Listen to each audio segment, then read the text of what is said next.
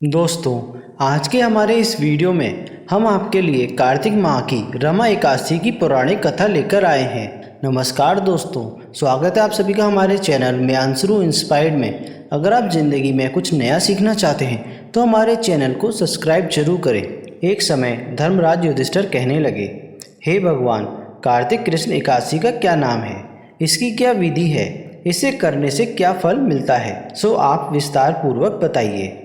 भगवान श्री कृष्ण बोले, कार्तिक कृष्ण पक्ष की एकादशी का नाम रमा है। यह बड़े बड़े पापों का नाश करने वाली है। इसका महत्व मैं तुम्हें कहता हूँ, ध्यान पूर्वक सुनो।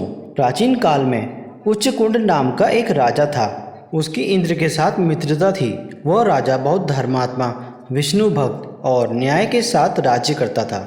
उस राजा की एक कन्या थी जिसका नाम चंद्रभागा था। उस कन्या का विवाह चंद्रसेन के पुत्र शोभन के साथ हुआ था। एक समय जब शोभन ससुराल आया, उन्हीं दिनों पुण्यदायिनी रमा एकादशी भी आने वाली थी।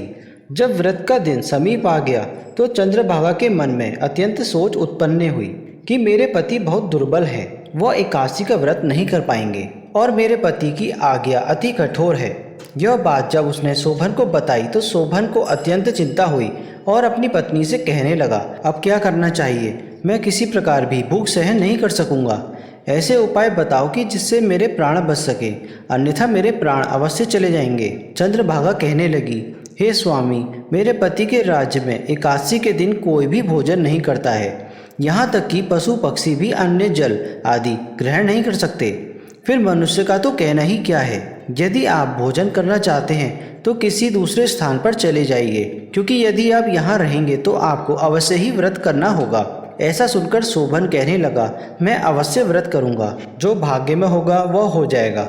इस प्रकार से विचार कर शोभन ने व्रत रख लिया और वह भूख और प्यास से परेशान होने लगा। जब सूर्य नारायण अस्त हो गए और रात्रि के जागरण का समय आया, वह समय शोभन के लिए अत्यंत दुखदायी हुआ।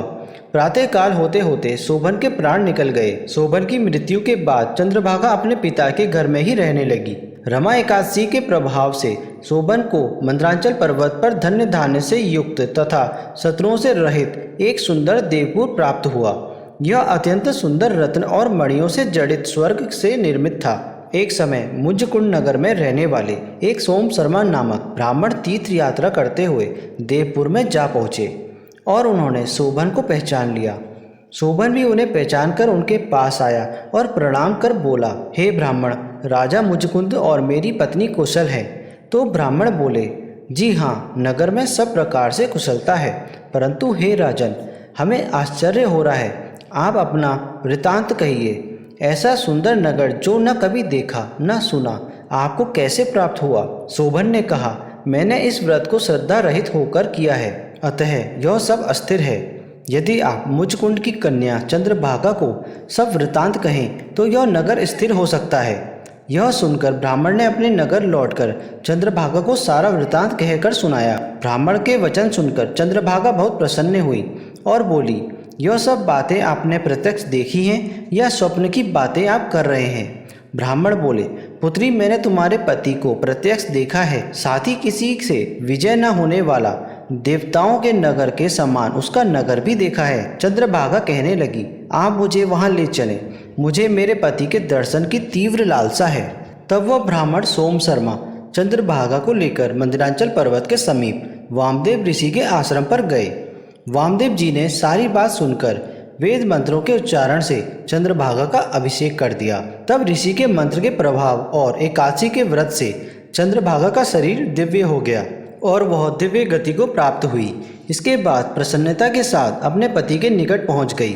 अपनी प्रिय पत्नी को देखकर शोभन अति प्रसन्न हुए। चंद्रभागा कहने लगी, हे प्राणनाथ, आप मेरे पुण्य को ग्रहण कीजिए। अपने पिता के घर जब मैं 8 वर्ष की थी तब से विधि पूर्वक एकादशी का व्रत और श्रद्धा पूर्वक करती आ रही हूँ।